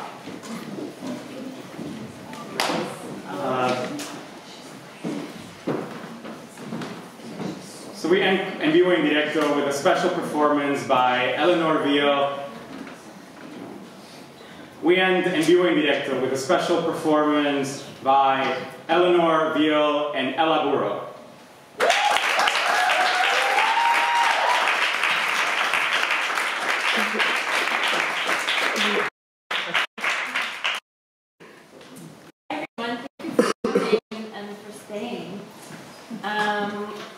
I'm Boureau, this is Adrienne, and this is our first time performing together. We've been wanting to perform together for a long time. And I don't know if you've noticed, but there are a lot of movements lately sort of generally against dictators, despots, dickheads in general. So we're sort of singing songs to help boost those movements. So the first song we're going to sing is a song by Yusra El-Hawari. She's an Egyptian composer and accordionist, and she wrote this song right after the Egyptian Revolution. And it's called El-Sur, which means the wall. The words are very simple. It's in front of the wall and in front of those who built the wall, in front of the wall and in front of those who protect the wall, a poor man comes and pees on the wall. So.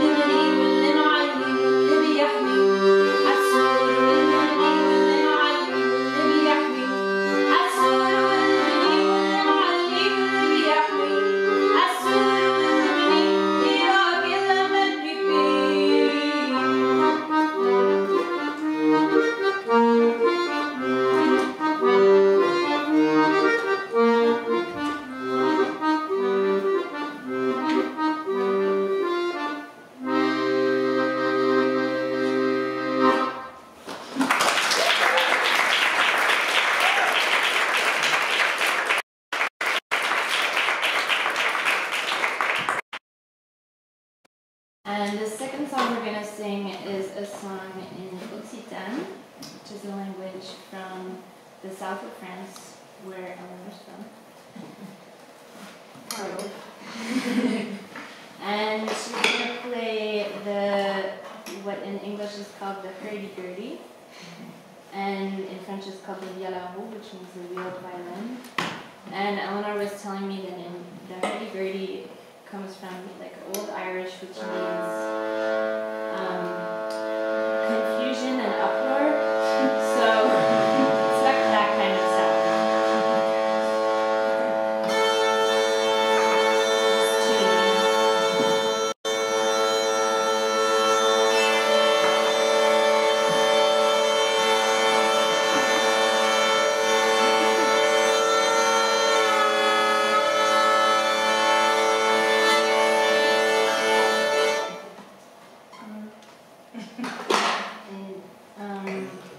The song we're going to sing is a song that people sing at the carnival. What happens is that they build a big puppet of some authority figure. It could be a judge, a policeman, a president, some usually a tyrannical figure. And then at the end of the parade, that they've been parading this huge puppet around, they burn the puppet and they sing this song. And it's like, you know, your days are numbered, this is dying from your corruption, your corruption, this is the day of justice, and your corruption is now has to be accounted for. And I'm gonna stay and go eat a garlic soup, and you're gonna go die. Southern French. It's the height of justice, garlic soup eating. That's the basic Mardi Gras for Mardi Gras. tradition from all around the place. Yeah, so it's a very old song. And that was also the day that they released all the prisoners and people from jail. So that was the day that everyone was free and could like they put costumes on and dance around the fire, burning the authority, and then going back. Go back to jail. I don't know how they find that, but if you have a good costume, I don't know.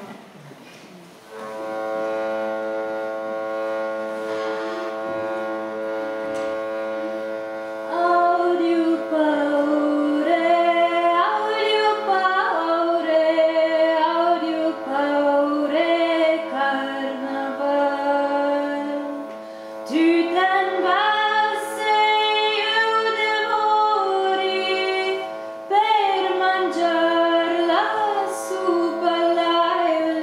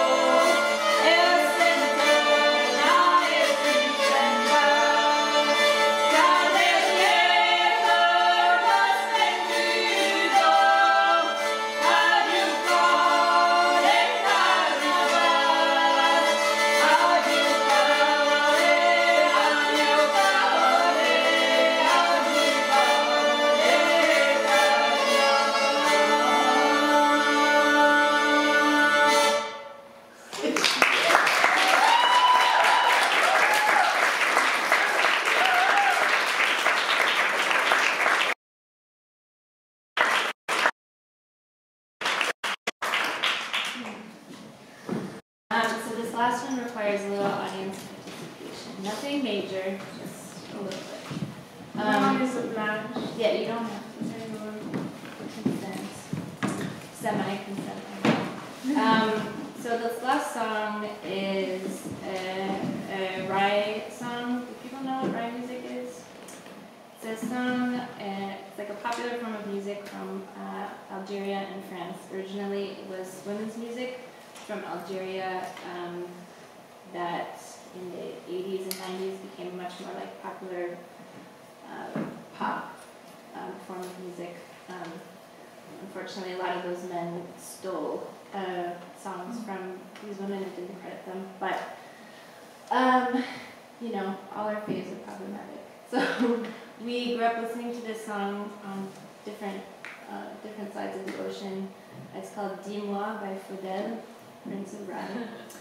And somebody knows.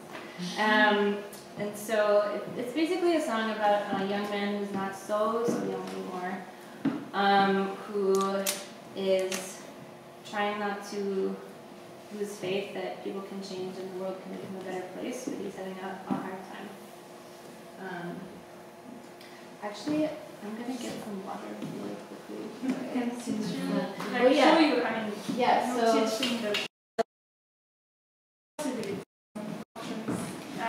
one option is like clapping. Actually, you can tell on your side it's like it's low, like, and it's like squeeze the bubble. Yeah, that's one option. Or if you prefer, you can snap. And if you feel like it, you can snap and open. And yeah. And what's your loud?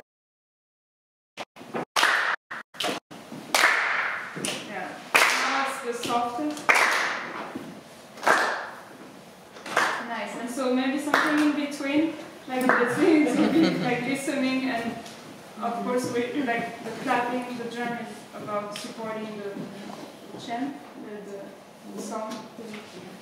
yeah, so don't rush. Don't rush. And I'll be with you. And when I say that, it's just to welcome you to start, and that means stop. You got it. This means start. This means stop. And we start just.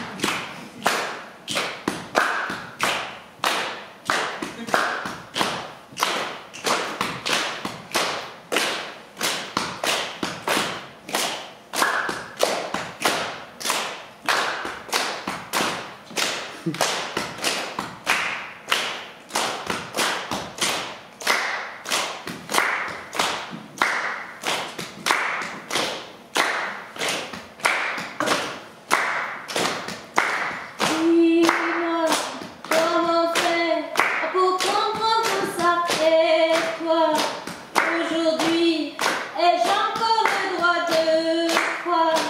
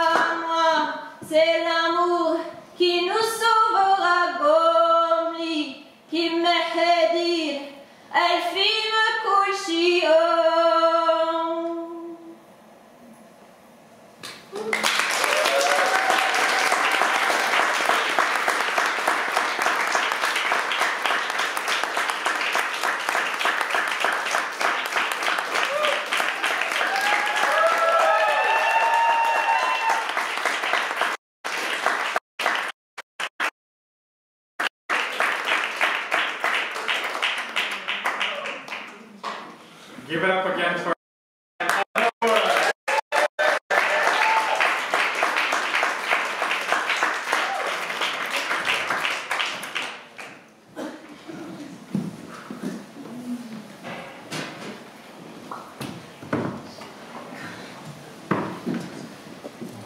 Thank you all so much for being here tonight. Thank you to Q. Thank you for this amazing crew, Kimari, Trevor, Morgan, Mason.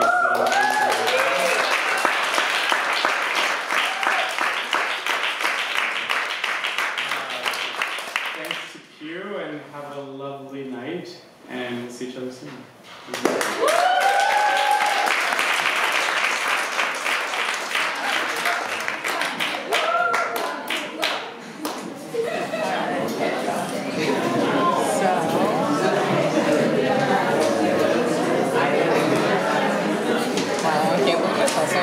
Here. Amazing. Woo! You're my daddy, my favorite class. No. What are you talking about? What are you talking about?